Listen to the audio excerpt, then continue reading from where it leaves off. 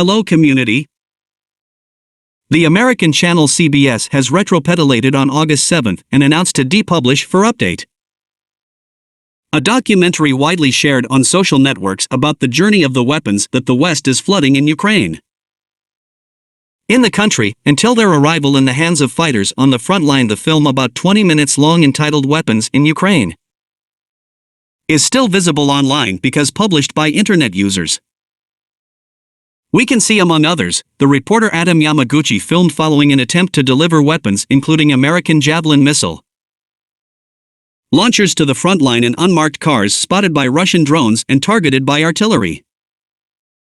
We could see the military finally retreating without being able to make their deliveries. It is another passage that has attracted the attention of internet users. It shows a certain Jonas Oman, a Swedish man who was the main boss of the NGO Blue Yellow based in Lithuania.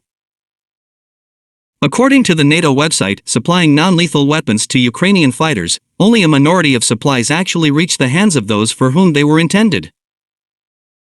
All this material crosses the border, and then something like 30% of the material maybe reaches its final destination. He said in a 23-second passage relayed by the channel on Twitter before it was deleted, justified by CBS, as follows. We deleted a tweet promoting our recent documentary Arms in Ukraine, which cited the assessment of the founder of the non-profit organization Blue Yellow, Jonas Oman, in late April, that only about 30% of the aid had reached the front lines in Ukraine.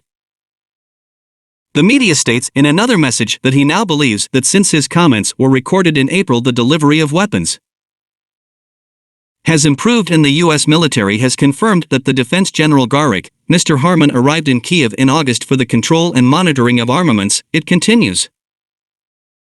Basically, all these weapons cross the border, and then only 30% of them reach their final destination in view of these new elements.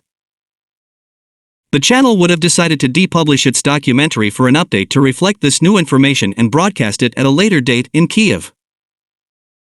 The decision to withdraw the film was welcomed as a first step, but it is not enough because you have misled a large audience by sharing unfounded, undermining confidence in the provision of vital military aid to a nation resisting aggression and genocide.